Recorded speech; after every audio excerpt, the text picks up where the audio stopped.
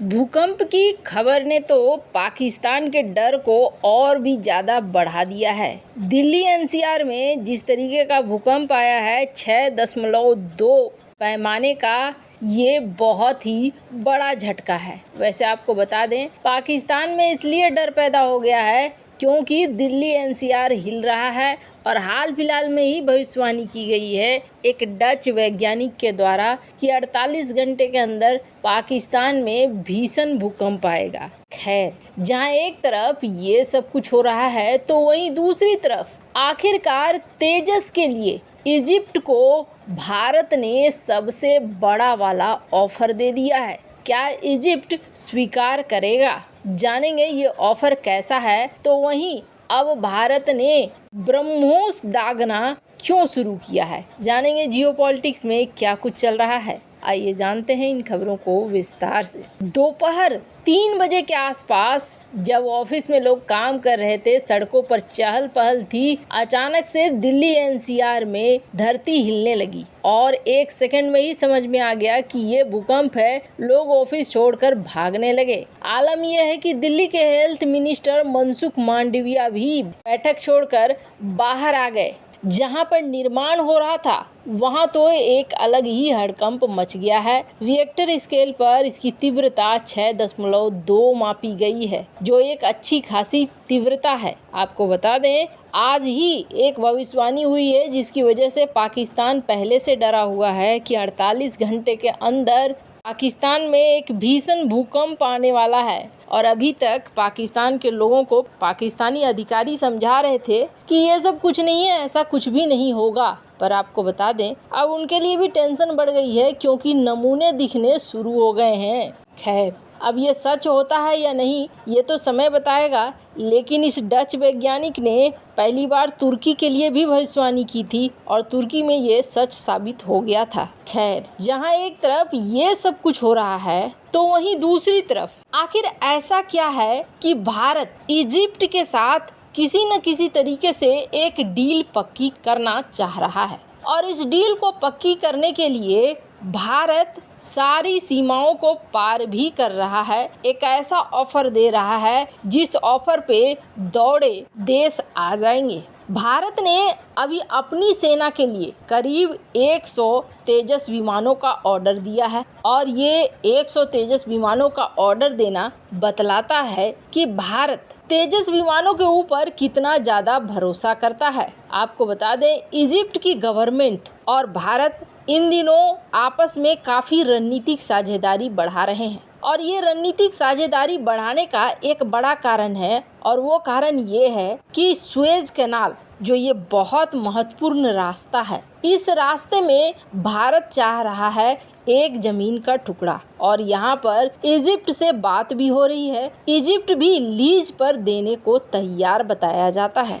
यानी सुएज नहर में भारत का अपना एक जगह होने से 2 चीजें होंगी। एक तो व्यापार में भारत को काफ़ी मदद मिलेगा क्योंकि सुएज कैनाल वो कैनाल है जहां से बहुत ज़्यादा व्यापारिक गतिविधियां होती है। जहाज यहाँ पर रोज आते हैं और रोज जाते हैं। आपने देखा होगा, हमारे वार्षिक कार्यक्रम में पहली बार इजिप्ट के राष्ट्रपति को बुलाया गया था। ये बहुत ज़्यादा जरूरी हो जा रहा है दोनों के आपसी संबंधों के लिए और इसी को देखते हुए ये देखा जा रहा है कि एचएएल बात कर रही है इजिप्ट की सरकार से और इस बार जो बात कर रही है इसमें ऑफर को और आगे कर दिया है। दरअसल 35 एयरक्राफ्ट खरीदने हैं इजिप्ट को और इजिप्ट मिराज 29, मिराज 2000 के अलावे अब तेजस की तरफ ध्यान दे रहा है। पर तेजस के लिए एकदम से हाँ नहीं कर रहा है इजिप्ट, जिसके बाद भारत की तरफ से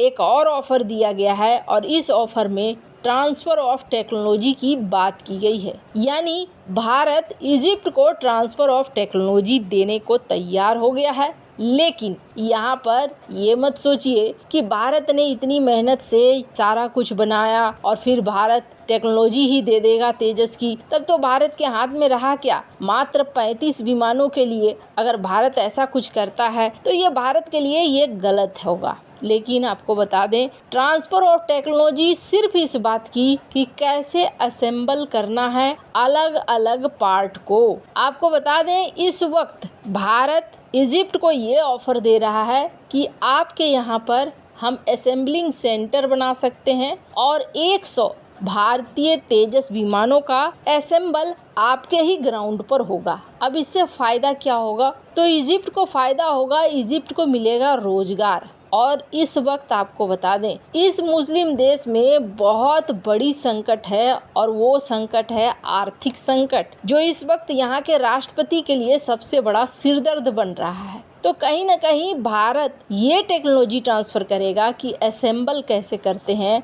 100 विमानों का असेंबलिंग इजिप्ट के अंदर ही होगा, तो एक सप्लाई चेन भी बनेगा और दूसरी बड़ी बात, वहाँ के लोगों को रोजगार भी मिलेगा। हाल फिलहाल में इजिप्ट और भारत को कई ऐसे एयर एक्सरसाइज करते हुए देखा गया है। वैसे आपको बता दें, इजिप्ट में इतना आसान नहीं होने वाला है भारत के तेजस की एंट्री, क्योंकि इजिप्ट पहले भी MiG-29, मिराज 2000 और राफेल इस्तेमाल कर रहा है और इन सब के बीच में कोरिया का FA-50 फाइटर ट्रेनर एयरक्राफ्ट, इसको लेकर भी बातचीत चल रही है। पिछली बार तो ये कहा गया कि इजिप्ट के साथ ये डील कैंसिल हो गई है, पर बाद में ये बातें निकल कर आई कि FA-50 के साथ इजिप्ट के समझौते नहीं हो पा रहे हैं। खैर, जहां एक तरफ ये सब कुछ हो रहा है, तो वहीं दूसरी तरफ भारत इस वक्त धड़ाधड़ मिसाइलों को फोड़ने में लगा हुआ है। बराबर कोई न कोई नोटम जारी हो रहा है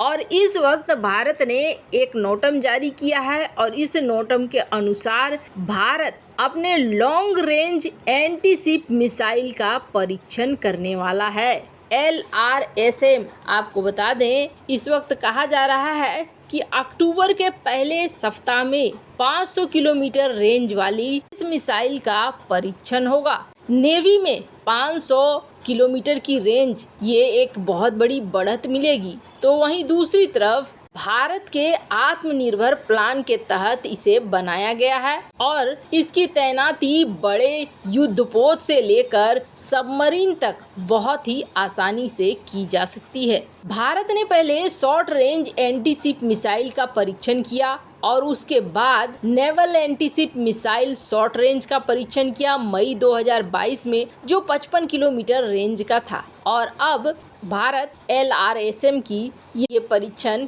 कर रहा है, जो खाली एक गैप है लॉन्ग रेंज की मिसाइल होने का, उसको पूर्ति करेगा। वैसे तो भारत के पास ब्रह्मोस है, ब्रह्मोस के बाद इसे भी एक ऑप्शन के तौर पर माना जा रहा है और ये सब कुछ चाइना की नौसेना के खिलाफ एक बड़ी तैयारी मानी जा रही है। वैसे इन सब मामले में आपकी क्या राय है, कमेंट कर जरूर बताएं। जल्द मिलते हैं अगले वीडियो में नई खबर के साथ।